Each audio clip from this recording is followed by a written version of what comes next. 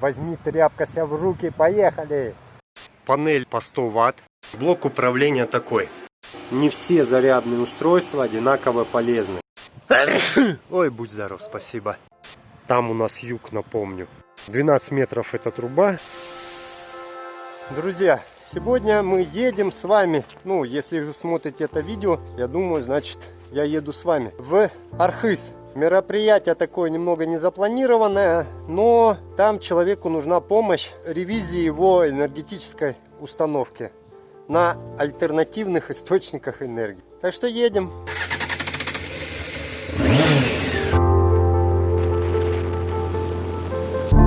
Едем через верхнюю или нижнюю, как она там, Мару. Такой перевал основной, где видно хорошо вот Эльбрус. Едем дальше. Дорога, конечно, оставляет желать лучшего, именно ее покрытие вот этом участке, если вы решите поехать по низу. Но именно виды, я думаю, компенсируют небольшие неудобства. И лично я рекомендую ехать именно по этой нижней дороге.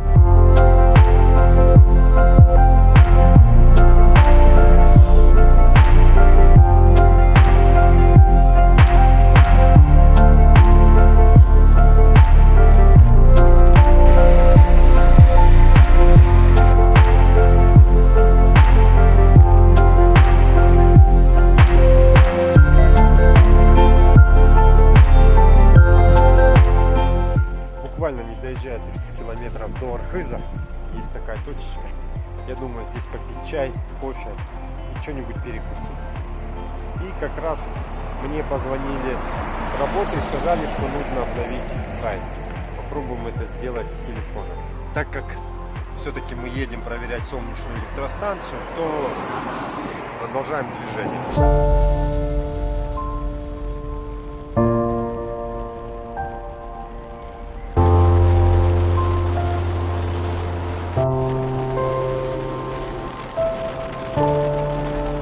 Добрался до Архыза и еще буквально чуть-чуть и буду на месте.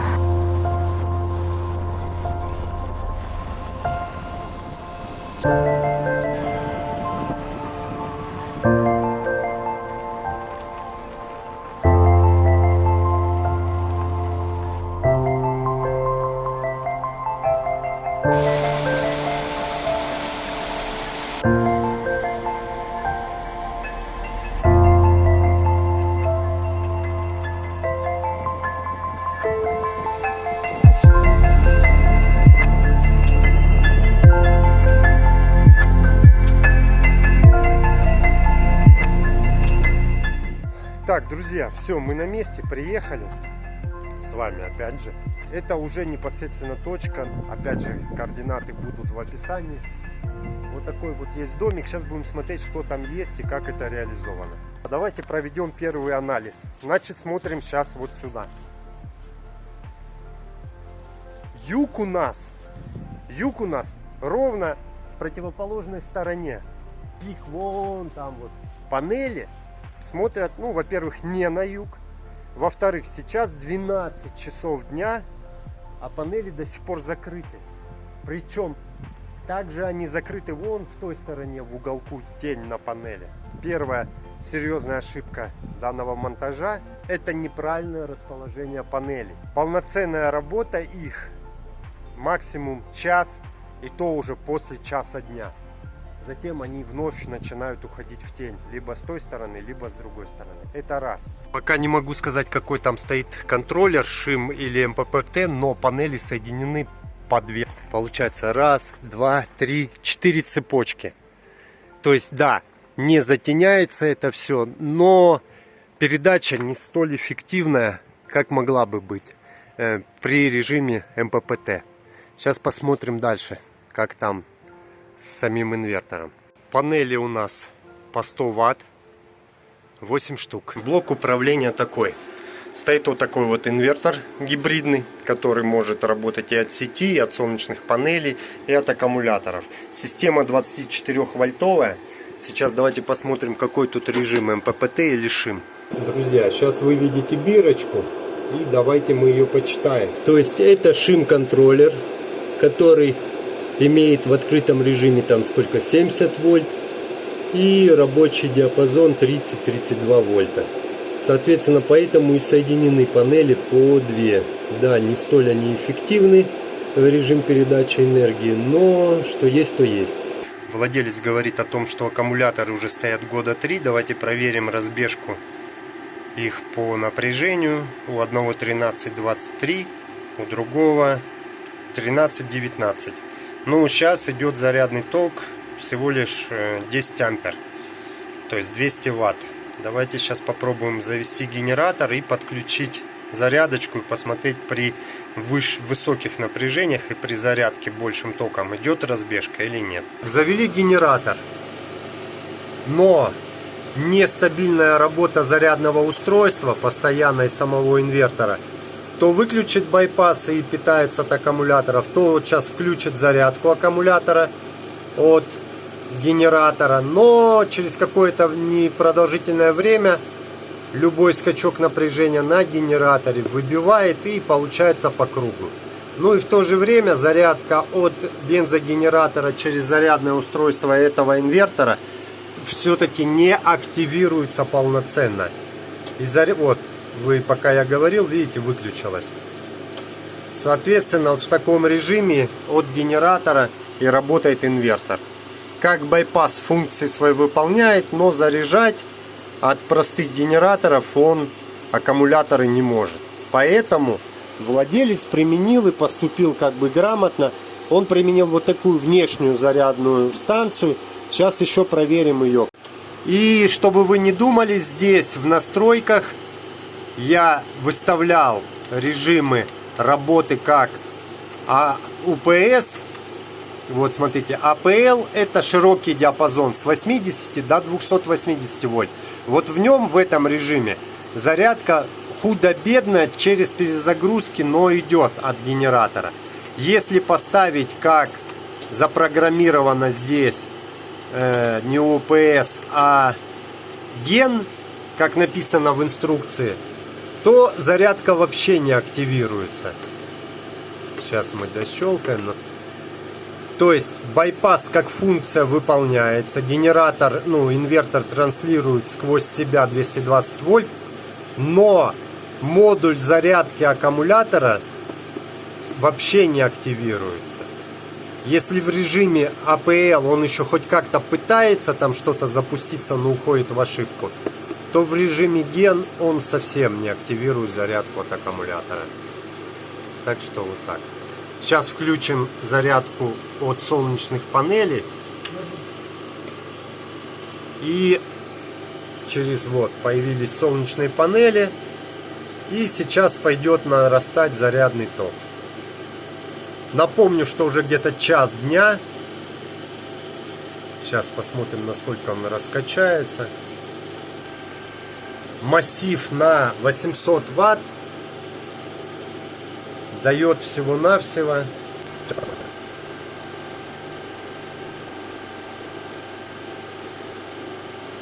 Вот, контроллер вышел в режим. 11 ампер зарядного тока. Сейчас давайте посмотрим, как это выглядит именно на панелях. Вот смотрите, сейчас уже более-менее получается две линейки работают стабильно. И два модуля этих и тех крайних работают с затененными уголками. Но все равно вы видели, что зарядный ток всего лишь 10-11 ампер. Опять же, из-за чего? Потому что угол панелей, обратите внимание, он зимний. А солнце у нас вот оно, если видите. И вот так смотрят панели. Поставил чайничек, отключил солнечные панели. Начало просаживаться напряжение. Давайте сейчас посмотрим разбежку по напряжению аккумуляторов. 12,25 при разрядке. 12,25. Вполне нормально, без балансира. 3 года уже аккумуляторы себя чувствуют.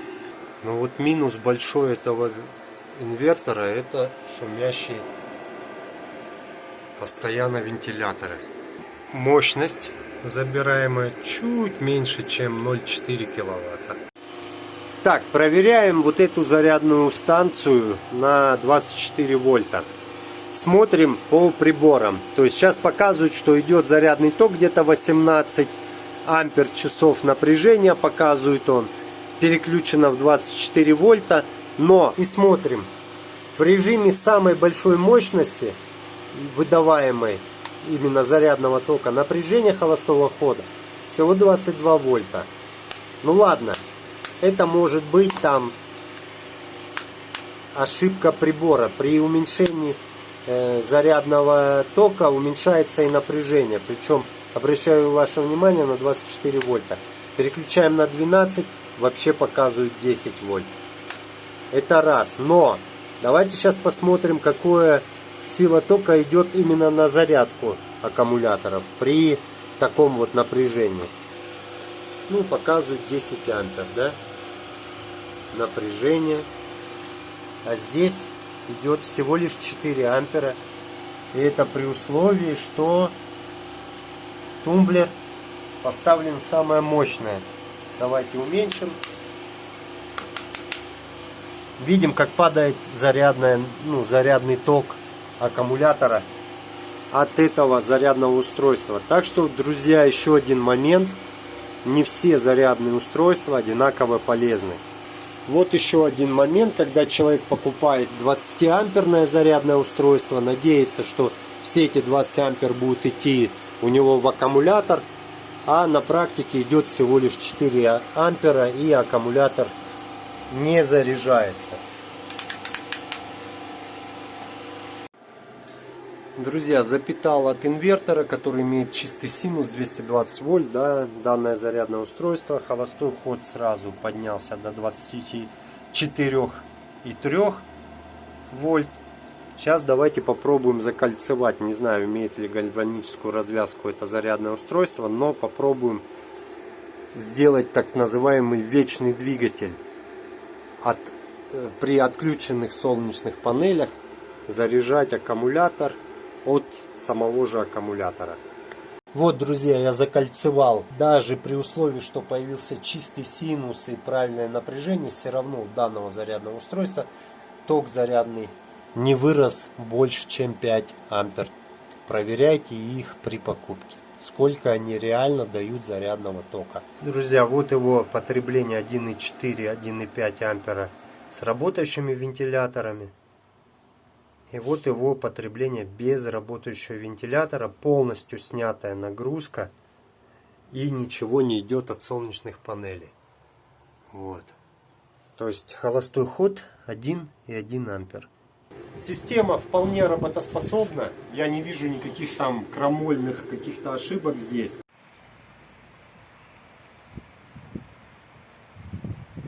Три часа, а уже считай, две панели не работают с вытекающими последствиями. Рекомендовал перенести вот в это место панели, чуть-чуть подпилить елочку. И я думаю, и раннее солнце будет вполне корректно захватываться панелями. И вечернее до 5 часов будет вполне нормально работать панели. Вот время уже 4:30, а панели закрыты. Одна цепочка работает, и то уже на падающем сбоку солнце. А солнце у нас вон оно. Также владелец хочет поставить здесь ветрогенератор на осенний период. Ветра здесь небольшие. 5 метров в секунду это вообще круто считается. Ну, то есть преобладающие, я говорю, ветра. Поэтому вот сейчас ветерок дует, но это так, что-то с чем-то, в микрофон даже если шумит, елочка. Но вот эта вот труба, это будет мачтой. Вот, диаметр тут около полуметра ее, даже больше. Она будет тут установлена, уже забетонировали площадку. Но не на саму эту трубу будет, а соответственно здесь будет делаться переходная конструкция для обычной там 80-й либо 100-й трубы для мачты, ну в зависимости от мощности итогового ветрогенератора. Ставить на такие ветряк меньше чем киловатт, да, на 10 в номинале, да, своем, на 10 метрах в секунду, не вижу смысла. Вот, потому что ну вот этот ветер чтобы чтобы киловаттный ветряк давал хотя бы 100 ватт для поддержки штанов техники и в межсезонье хоть более-менее как-то здоровье аккумуляторов держало. Вот, это как будущий проект. Опять же, видно, что тут везде деревья, соответственно, жесткие ограничения на использование ветра. И если верить и надеяться, что ветер будет дуть ровно вот так, то есть вот с этой полянки, с гор, там у нас юг, напомню, и либо с севера. Хоть деревья тут и закрыты, но есть какая-то более-менее ложбинка для падения ветра сюда вниз.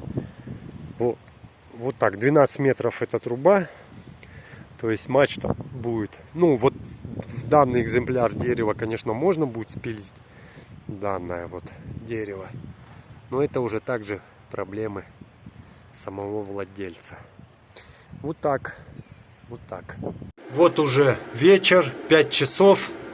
С панели идет 1,3 ампера. На аккумуляторы 25,7 вольт. Время 5 часов, и вот в такой тени уже находятся панели. Так что основная рекомендация перенести эти панели вот сюда. Данное дерево немножечко обскубать, чтобы хотя бы в 5 часов как раз вот солнце только-только заходит за деревья, но при этом именно было прямое падение солнечных лучей сюда. Сюда привели центральное освещение. Никак не могут сложить цену подключения для вот всех этих вот людей, которые здесь занимаются туристическим бизнесом.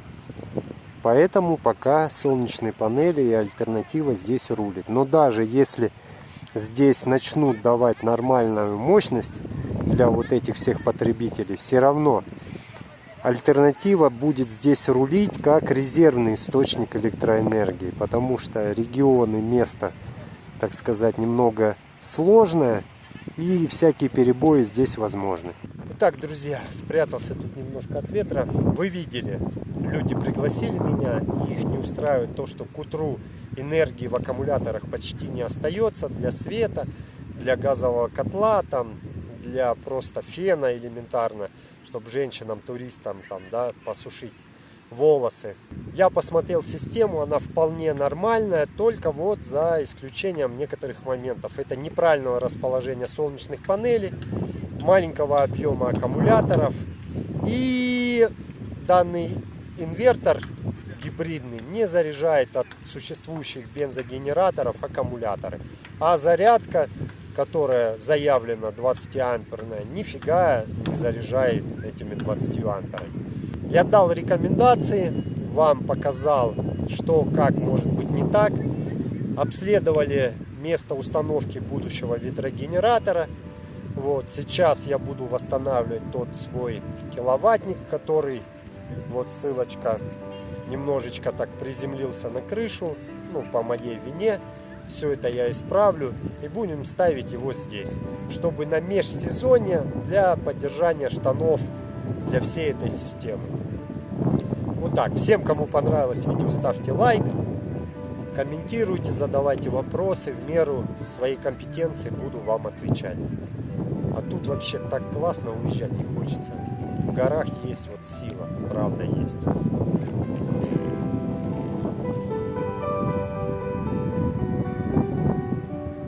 Народу здесь.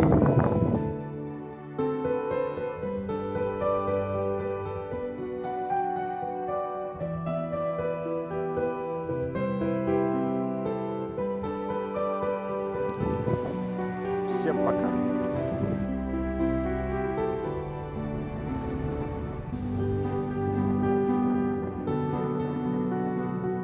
Да, я еще здесь, я залип, я не могу ехать с этой красоты.